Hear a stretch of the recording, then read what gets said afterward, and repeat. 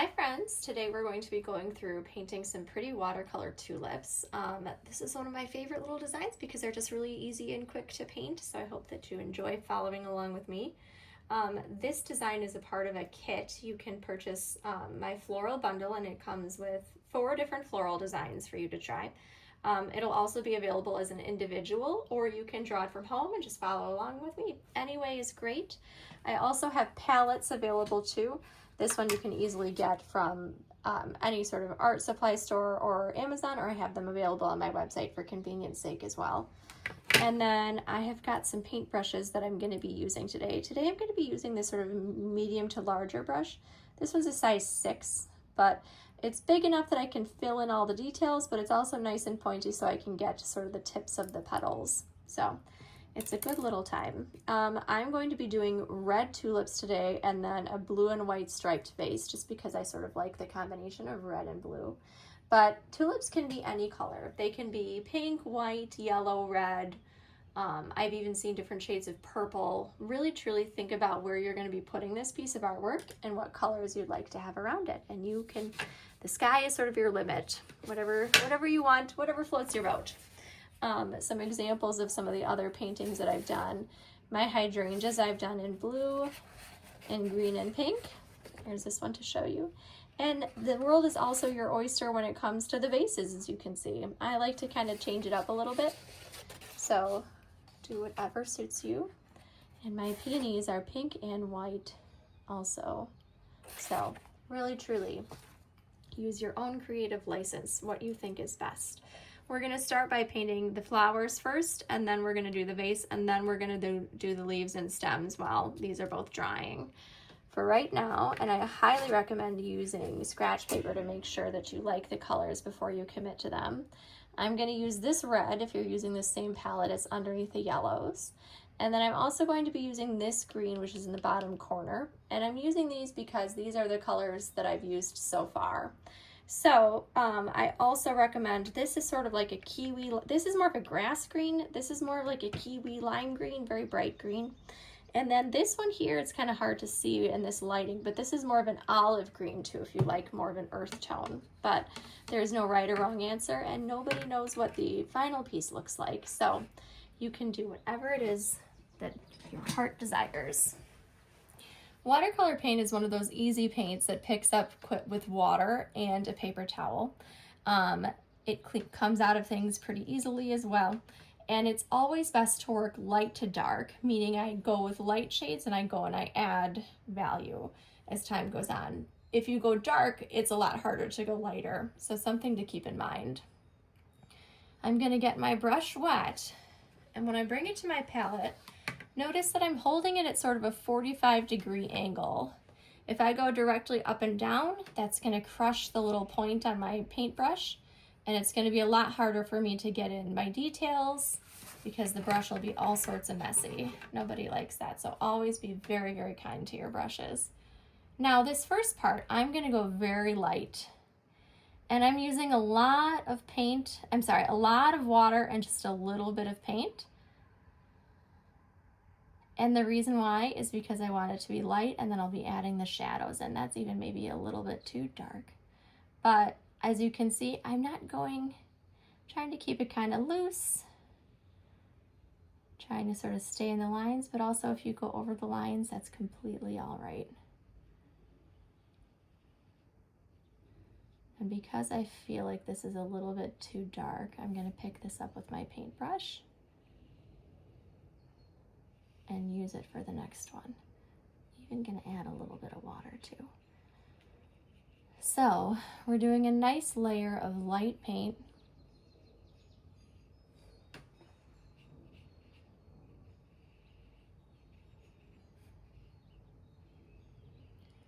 On all of these, and then we'll go back and add shading later.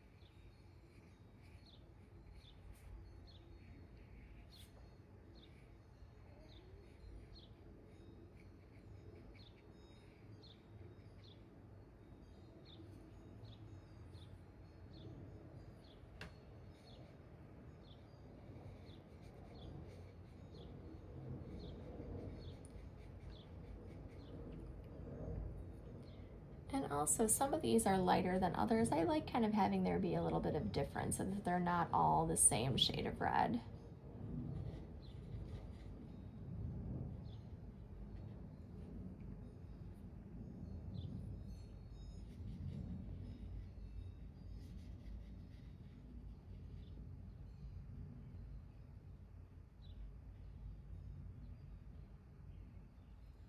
Okay.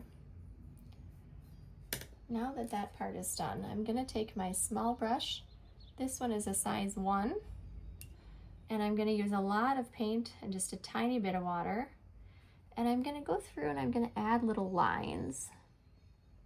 I'm going to paint over the lines that are already on there.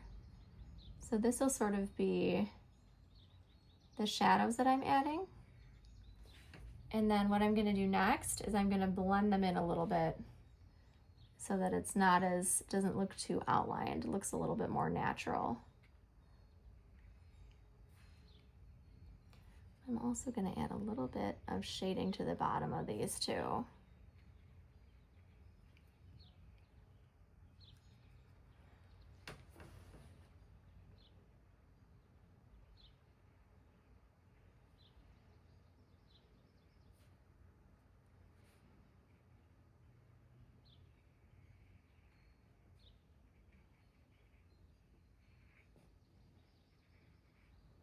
Adding some shading to the bottom of this one too is going to make it look separate from the flower behind it. It really helps it pop.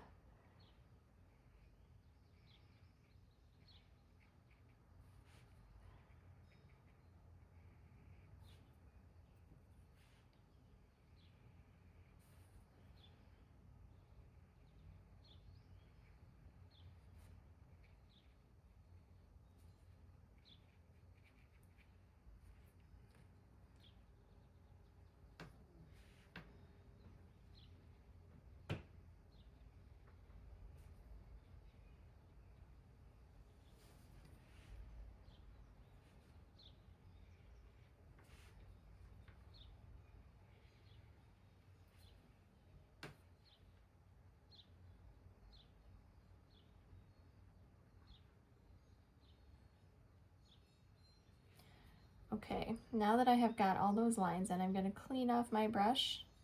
I'm going to go back to my bigger brush again, and I'm going to put a lot of water on there. And I'm just going to kind of gently rub.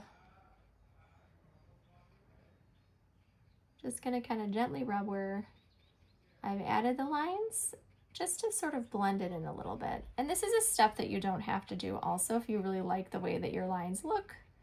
You don't want to take a risk, that's okay.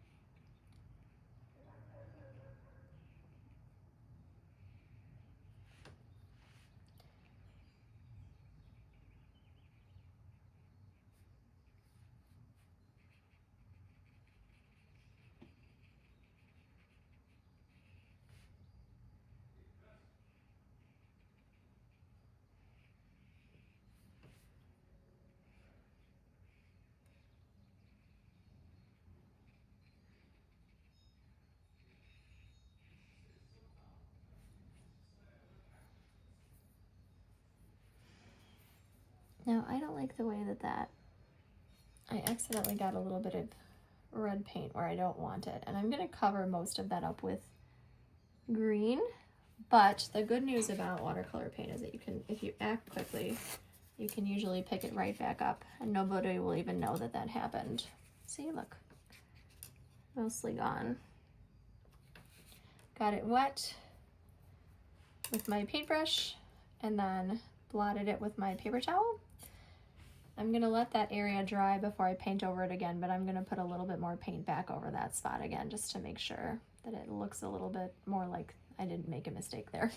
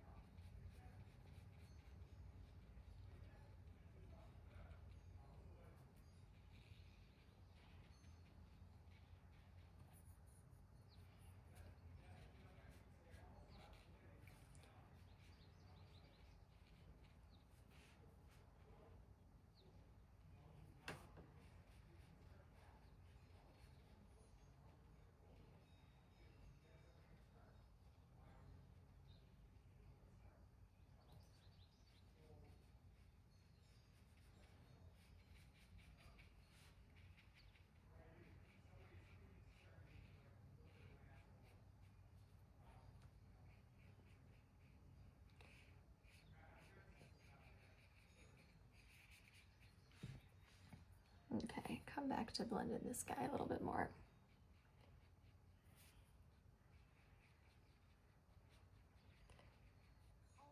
There we go.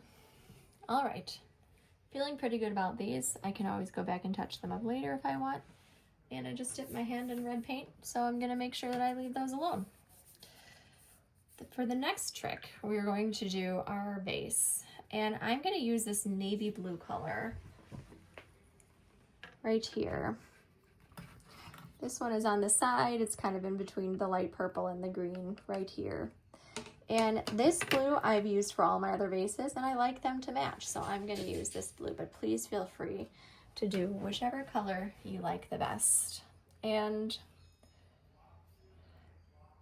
I'm going to paint some stripes, make sure that my brush is plenty clean, and I'm also going, otherwise it'll end up purple.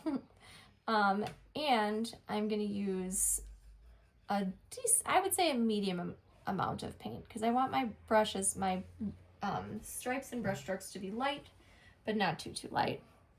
Now, because this is a round vase, and I want it to be a three-dimensional shape, I'm going to follow the contour of the vase for my stripes. And what I mean by that is you see sort of how the top of the vase is round and the bottom of the vase is round. If I sort of follow that round line, that curvature, it's going to make my vase look like it's three-dimensional. Now I just want to try to, hold on one second, I'm going to close the door. My husband's gabbing. He is so loud.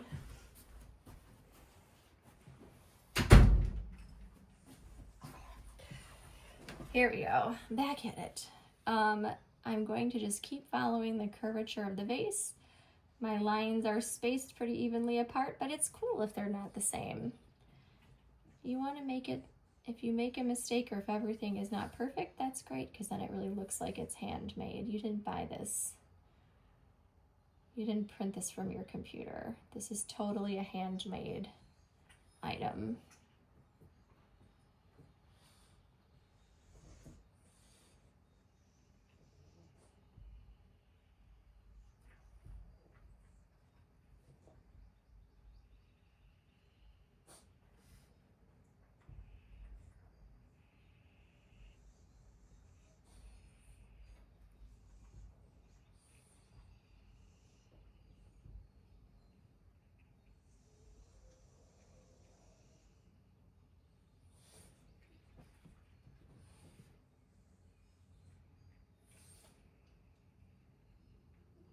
And also, if you hear a lot of snoring and licking, it's my dog.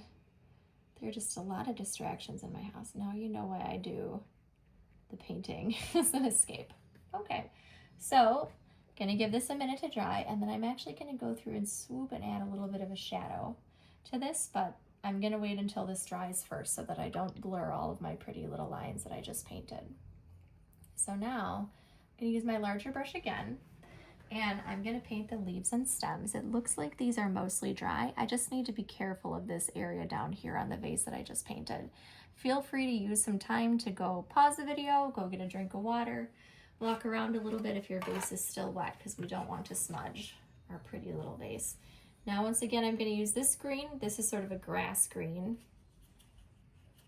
And again, I'm taking my paintbrush from the side. I'm not crushing my little bristles. I'm being nice to the point on my brush, because I want to use the tip of my brush to fill in the tip of these little petals. See how easy that is when it can just go. I can just poke it right through.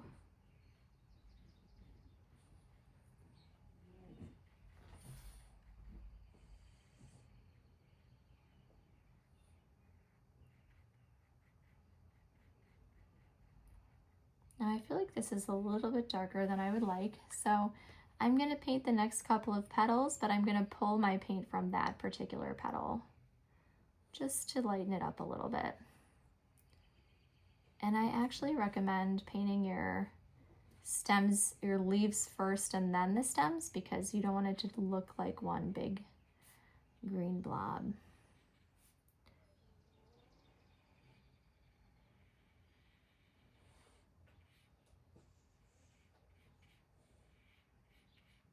I think what I might even do too is paint my stems darker than my leaves so that they pop a little bit more.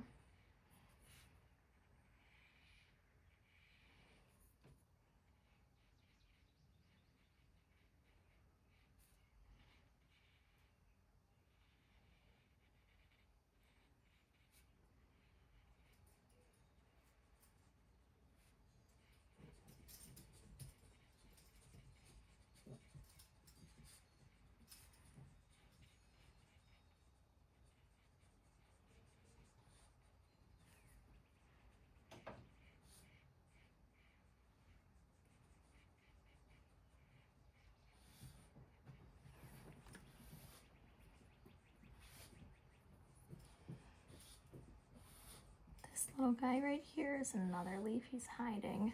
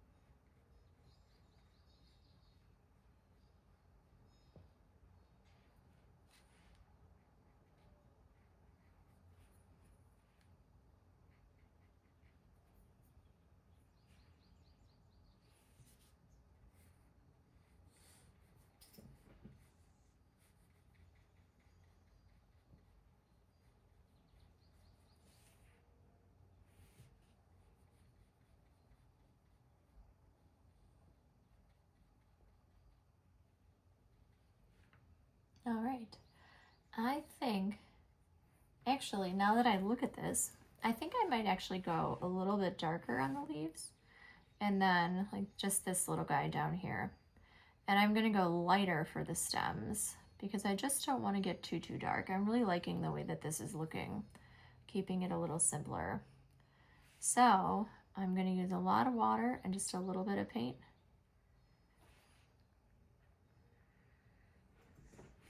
And we'll see how we feel about this. So my leaves all the way on the one side should be pretty dry.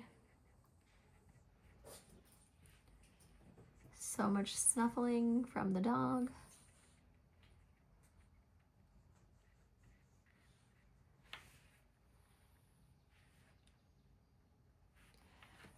Something that's also, make sure this leaf is dry before you put your hand in it. Something that's also kind of fun about tulips, when you look at them, there's a little bit of green and a little bit of red that kind of blends together where the flower meets the stem. So I like taking my water and just kind of giving it a little massage to sort of get those colors activating together.